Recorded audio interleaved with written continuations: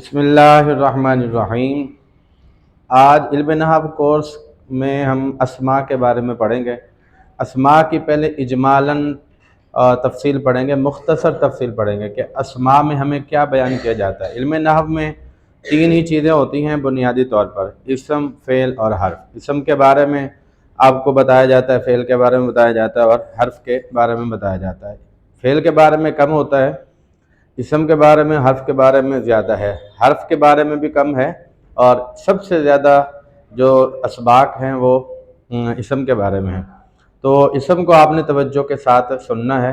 نحو میں زیادہ تر اسم ہی بیان کیا جاتا ہے۔ تو اسماء میں دو چیزیں بیان کی جاتی ہیں، نمبر ایک اسماء غیر عاملہ اور نمبر دو اسماء عاملہ۔ اسماء غیر عاملہ کا مطلب یہ ہے ایسا اسم ہے جو دوسرے اسم کو نہ تو زبر دے، نہ زیر دے، نہ ہی پیش دیتا ہے۔ مثال کے طور پر یہ اسم ہے من۔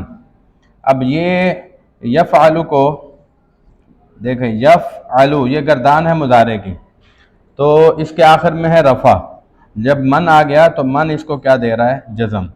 تو یہ من جزم دے رہا ہے، اس من کو اسم عامل کہتے ہیں۔ اس کو کیا کہتے ہیں؟ اسم عامل۔ اس طرح اسماء عاملہ یہ سارے ہیں۔ تو یہ تو جزم دے رہا ہے، کوئی جزم دیتا ہے اور کوئی زیر دیتا ہے، کوئی زبر دیتا ہے، کوئی دونوں چیزیں دیتا ہے، کوئی پیش دیتا ہے۔ تو بہرحال مختلف اسماء ہیں، کوئی اعراب دیتے ہیں، کوئی اعراب دیتے ہیں۔ تو یہ اسماء عاملہ پڑھنے ہیں، اور جو اعراب بالکل نہیں دیتے ان کو کہتے ہیں اسماء غیر عاملہ۔ تو سب سے پہلے ہم اسماء غیر عاملہ کی بات کرتے ہیں، جو عمل نہیں کرتے، یعنی نہ زبر دیتے ہیں، نہ زیر دیتے ہیں، نہ پیش دیتے ہیں، نہ جزم دیتے ہیں، کچھ بھی نہیں دیتے۔ ان میں سب سے پہلے ہم بات کر لیتے ہیں معرفہ اور نکرہ۔ معرفہ خاص چیز کے لیے جو لفظ بولا جاتا ہے، اسم بولا جاتا ہے، اس کو معرفہ، اور عام چیز کے لیے جو لفظ بولا جاتا ہے اس کو نکرہ۔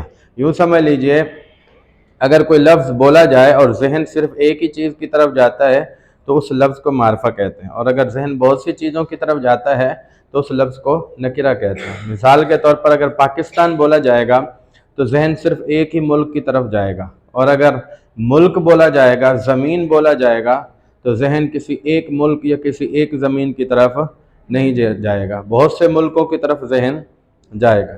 ملک جو ہے وہ نکرہ ہے اور پاکستان کیا ہے؟ معرفہ ہے۔ اسی طرح اگر مدرسہ بولا جائے گا تو ذہن کسی ایک مدرسے کی طرف نہیں جائے گا، اور اگر قادریہ سیدیہ بولا جائے گا تو پھر ذہن جو ہے وہ صرف ایک ہی مدرسے کی طرف جائے گا۔ ایسے اگر مسجد کا بولا جائے گا لفظ تو ذہن کسی ایک مسجد کی طرف نہیں جائے گا، لیکن اگر مسجد نبوی بولیں گے تو ذہن کسی ایک ہی مسجد کی طرف جائے گا۔ تو جس سے ذہن ایک ہی چیز کی طرف جائے اس کو معرفہ کہتے ہیں، اور ذہن اگر مختلف چیزوں کی طرف، کئی چیزوں کی طرف جائے تو اس کو کیا بولتے ہیں؟ نکرہ۔ نکرہ معرفہ آپ کو سمجھ آ گئی، اس کی مزید تفصیل بھی ہم آگے پڑھیں گے۔ آگے ہے مذکر اور مؤنث۔ مذکر وہ ہوتا ہے جس میں مؤنث کی کوئی نشانی نہ ہو، اور مؤنث وہ ہوتا ہے جس میں مؤنث کی نشانی ہو۔ اب مؤنث کی نشانی کتنی ہے؟ یہ ہیں جی، جس کے آخر میں گول تا ہو وہ مؤنث ہوتا ہے، جیسا کہ ظلمۃن، دیکھیں یہ آخر میں گولتا آ گئی، یہ خلیفۃن، یہ آخر میں گولتا آ گئی۔ تو جس کے آخر میں گولتا آ جائے وہ ہوتا ہے مؤنث۔ ایک نشانی اس کی یہ ہو گئی۔ دوسری نشانی ہے الف مقصورہ، تو جس کے آخر میں الف مقصورہ ہو وہ بھی اسم ہوتا ہے، جیسے کبریٰ، یہ آخر میں جو الف کھڑا زبر آ رہا ہے تو یہی الف مقصورہ ہے، جو پڑھنے میں آ رہا ہے، لکھنے میں الف نہیں آتا، لکھنے میں یا آتی ہے۔ الف مقصورہ کا مطلب ہوتا ہے آخر میں الف ہو، الف کے بعد حمزہ نہ ہو، جیسے یہ بھی ہے عصا، آخر میں الف ہے اور الف کے بعد حمزہ نہیں۔ تو یہ جو الف مقصورہ ہے یہ بھی مؤنث کی نشانی ہے۔ آگے ہے الف ممدودہ، تو یہ بھی مؤنث کی نشانی ہے الف ممدودہ، جیسے حمراء، یہ آخر میں الف ہے اور الف کے بعد حمزہ ہے، تو یہ الف ممدودہ ہے، تو یہ مؤنث ہے، یہ لفظ پورا کیا ہے؟ مؤنث۔ بہت سے الفاظ چیزیں ایسی ہیں جس کے لیے ہم مؤنث کے لفظ استعمال کرتے ہیں، بہت سی چیز ایسے ہیں جس کے لیے ہم مذکر کا لفظ استعمال کرتے ہیں۔ مثال کے طور پر جو لڑکے کے لیے ہم کیا استعمال کرتے ہیں؟ لڑکا تیار ہو رہا ہے، یا لڑکا تیار ہو رہی ہے کہتے ہیں، ہو رہا ہے بولتے ہیں نا. اور لڑکی کے لیے ہم کیا کرتے ہیں؟ لڑکی تیار ہو رہی ہے. تو ہو رہی ہے مؤنث کے لیے آتا ہے، اور ہو رہا ہے مذکر کے لیے آتا ہے. ٹھیک ہے، تو اسی طرح ہمارے اردو میں آپ دیکھ لیں، مسجد تیار ہو رہی ہے. تو ہو رہی ہے یہ مؤنث کے لیے جو لفظ استعمال تھا وہ ہم نے کس کے لیے؟ مسجد کے لیے لفظ استعمال کیا. تو مسجد، اردو میں مسجد کیا ہے؟ مؤنث. ٹھیک ہے، مدرسہ تیار ہو رہا ہے، تو مدرسے کے لیے ہم کون سا لفظ استعمال کرتے ہیں؟ مذکر والا. تو مدرسہ کیا ہوگا؟ مذکر. عربی میں مدرسہ مؤنث ہے. کیوں مؤنث ہے؟ کیونکہ اس کے آخر میں گول تا ہے. اور اردو میں جو مؤنث مدرسہ ہے وہ کیا ہے؟ مذکر. کیوں؟ اس کے لیے کون سا لفظ استعمال ہوتا ہے؟ مذکر کا لفظ استعمال ہوتا ہے. جو لفظ مذکر کے لیے استعمال. تو مذکر اور مؤنث، مذکر وہ اسم ہوتا ہے جس میں تانیث کی کوئی علامت نہیں ہوتی، اور مؤنث وہ ہوتا ہے جس میں تانیث کی نشانی ہوتی، مؤنث کی نشانی ہوتی ہے. تو جو مذکر ہوگا اس کے لیے ہم مذکر والا لفظ استعمال کریں گے، اور جو مؤنث ہوگا ہم اس کے لیے مؤنث والا لفظ یا فعل استعمال کریں گے. جیسے اردو میں نے آپ کو سمجھایا کہ جو مذکر ہے اس کے لیے مذکر والا لفظ استعمال کریں گے، جو مؤنث ہے. پٹھان اس کا الٹ کرتے ہیں، ہمارا بیوی. ہمارا بیوی ہوتا ہے یا ہماری بیوی ہوتا ہے؟ ہماری بیوی نا. تو وہ کہتے ہیں ہمارا بیوی کھا رہا ہے. اب یہ کھا رہا ہے تو مذکر ہے نا، اور بیوی مؤنث ہے، تو بیوی کے لیے وہ کیا استعمال کرتے ہیں؟ مذکر کا لفظ استعمال کرتے ہیں. تو ان کے ہاں الٹ ہے. لیکن جو اردو جانتے ہیں یا جو عربی جانتے ہیں تو وہ مذکر کے لیے انہوں نے مذکر کا لفظ استعمال کرنا ہے، اور مؤنث کے لیے مؤنث. اس لیے مذکر اور مؤنث کا علم ہونا بھی ضروری ہے. آگے ہے معرب اور مبنی. معرب اور مبنی کے بارے میں نے آپ کو پہلے بھی سمجھایا تھا، اب دوبارہ سمجھا دیتا ہوں. جیسے دیکھیں یہ اللہ ہے، اللہ، اس کے آخر میں کیا ہے؟ پیش. قل هو اللہ، اللہ کے آخر میں ادھر قل هو اللہ میں کیا ہے؟ پیش. الحمدللہ، یہاں پر اللہ کے آخر میں حرف پر کیا ہے؟ زیر. اور فدعوا اللہ، یہاں پر اللہ کے آخری حرف پر کیا ہے؟ زبر. تو کسی جگہ زبر ہے، کسی جگہ زیر ہے، اور کسی جگہ پیش ہے. تو اللہ معرب ہے. کیا ہے؟ کیونکہ اس کے آخری حرف کی حرکت چینج ہو رہی ہے، اور جس کے آخری حرف کی حرکت چینج نہ ہو وہ کیا ہوتا ہے؟ معرب. اور جس کے آخری حرف کی حرکت چینج نہ ہو وہ مبنی ہوتا ہے. جیسے دیکھیں یہ ذالکا، تو یہ جہاں پر بھی ہوگا وہ مبنی ہوگا، اس کے آخری حرف کی حرکت چینج نہیں ہوگی. تو معرب اور مبنی، اس کی مزید تفصیل تو ہم آگے پڑھیں گے، لیکن موٹی موٹی تفصیل تو آپ کو ابھی اس کی پہچان ہو گئی، پتہ چل گیا اس کے بارے میں، معرب کیا ہوتا ہے اور مبنی کیا ہوتا ہے. آگے ہے واحد، تثنیہ، جمع. جو اگر ایک کتاب ہو، مثال کے طور پر یہ دیکھیں ایک کتاب، تو عربی میں اس کے لیے کون سا لفظ استعمال کرتے ہیں؟ کتابن. ٹھیک ہے، عربی میں ایک کتاب کے لیے کون سا لفظ استعمال کرتے ہیں؟ کتابن. اور اگر دو کتابیں ہوں تو عربی میں اس کے لیے کون سا لفظ استعمال کرتے ہیں؟ کتابانی. اور اگر زیادہ کتابیں ہوں، مثال کے طور پر 10 کتابیں ہوں، ٹھیک ہے، تو عربی میں اس کے لیے استعمال کرتے ہیں یہ والا لفظ کتبن. یہ لفظ استعمال کرتے ہیں. ایک کتاب ہو تو اس کے لیے کون سا لفظ استعمال کرتے ہیں؟ کتابن. دو کتابیں ہوں تو کتابانی. اور زیادہ کتابیں ہوں، 2 سے زیادہ کتابیں ہوں، تو اس کے لیے کون سا لفظ استعمال کرتے ہیں؟ کتبن. تو کتاب جو ہے وہ واحد ہے، اور یہ کیا ہو گیا؟ تثنیہ. اور یہ کیا ہے؟ جمع. تو وہی واحد، تثنیہ اور جمع. اس کا بھی آپ کو پتہ چل گیا واحد کس کو کہتے ہیں، تثنیہ کس کو کہتے ہیں. ایک چیز ہو، ایک چیز کے لیے جو لفظ استعمال ہوگا وہ کیا ہوگا؟ واحد. اور 2 چیزوں کے لیے جو لفظ استعمال ہوگا تثنیہ، اور 2 سے زیادہ چیزوں کے لیے جو لفظ استعمال ہوگا جمع. آگے ہے معمول. معمول کا مطلب یہ ہوتا ہے، یہ جو اسماء ہیں، یہ والے اسماء، یہ جس کو زبر دیتے ہیں، زیر دیتے ہیں، پیش دیتے ہیں، اس کو معمول کہتے ہیں. ٹھیک ہے، مثال کے طور پر یہ اسم عدد، اسم عدد ہے. عدد کا معنی ہوتا ہے گنتی، گنتی کے لفظ. دیکھو یہ گنتی کا لفظ ہے، احد عشر، 11 کو بولتے ہیں، گنتی کا لفظ ہے. اب اس کے بعد جو بھی لفظ آئے گا کتاب، یہ اس کو 2 زبر دے گا. یہ احد عشرہ، یہ اس کے بعد جو بھی لفظ آئے گا اس کو کیا دے گا؟ دو لفظ. کتابن کو یہ دو زبر دے رہا ہے. تو یہ جو کتابن ہے نا یہ معمول ہے. معمول کیوں ہے؟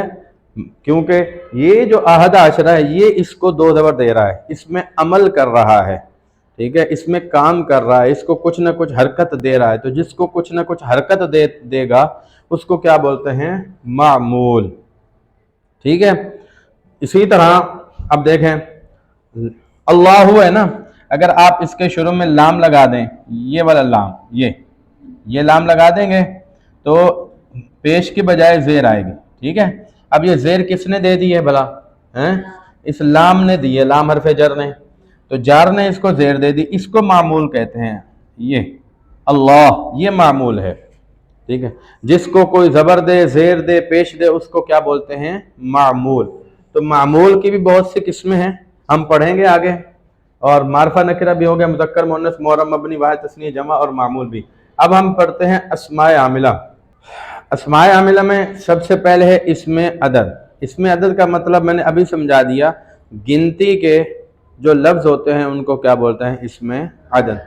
1 2 3 عربی میں بولتے ہیں واحد، اثنان، ثلاثہ، اربع، خمسہ، ستہ، سبعہ، ثمانیہ، تسعہ، عشرہ، احد عشرہ، اثنا عشرہ، اثنتا عشرہ، ثلاثۃ عشرہ، اربعۃ عشرہ، خمسۃ عشرہ، اور تسعۃ عشرہ، خمسۃ عشرہ، ستۃ عشرہ، سبعۃ عشرہ، ثمانیۃ عشرہ، تسعۃ عشرہ، عشرون، احد و عشرون، اثنان و عشرون. تو اس طرح جو ہے یہ اسم عدد ان گنتی کے لفظ کو بولتے ہیں.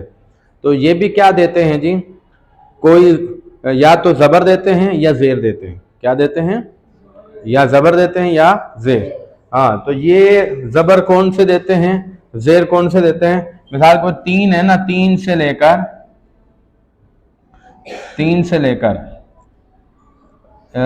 10 تک، ثلاثۃ اقلام. یہ جو 3 ہے نا، 3 سے لے کر 10 تک، یہ بعد والے اسم کو جر دیتے ہیں. یہ دو زیر دیتے ہیں. ٹھیک ہے. یہ والے جو 3 سے لے کر 10 تک، اور اس کے بعد والے جو ہیں 11 سے لے کر 99 تک، 11 سے لے کر 99 تک، احد عشرہ، یہ دیتے ہیں زبر، دو زبر. کیا دیتے ہیں جی؟ ٹھیک ہو گیا، آپ کو سمجھ آ گیا اس میں عدد کیا کرتے ہیں. مزید اس کی تفصیل آگے ہم پڑھیں گے. اس میں کنایا. اس میں کنایا میں یہ دو لفظ آتے ہیں، کم اور قضا. کم جو ہے کبھی زیر دیتا ہے، کبھی دو زیر دیتا ہے، کبھی دو زبر دیتا ہے. ٹھیک ہے. اور قضا جو ہے یہ دو زبر دیتا ہے.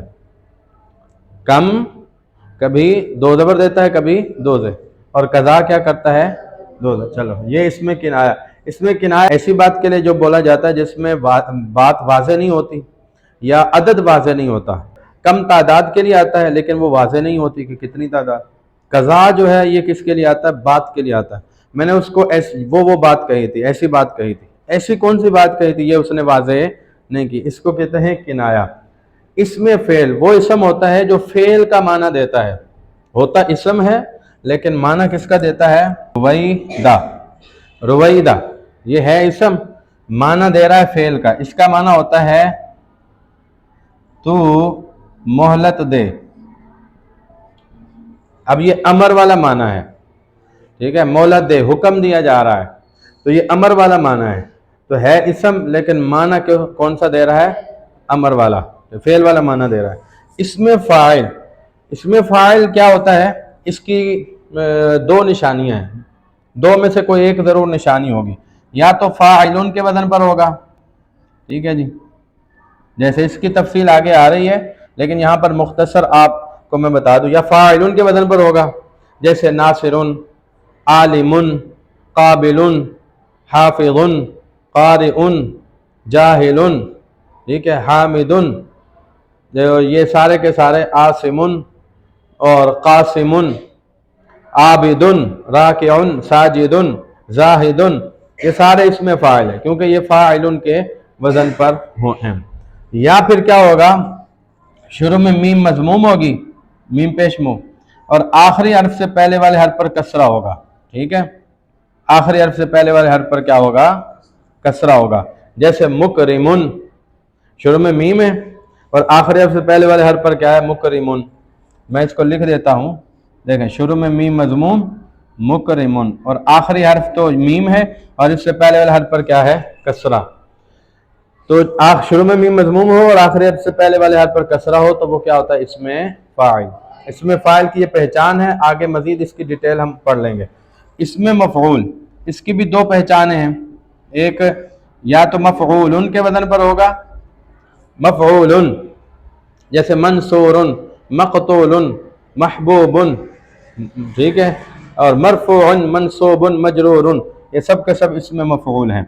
या दूसरी पहचान ये है कि शुरू में मीम मजमूम और आखिरी हर्फ से पहले वाला हर्फ मफ्तू होगा। आखिरी हर्फ से पहले वाला हर्फ क्या होगा, मफ्तू, तो वो भी इसमें मफऊल होगा।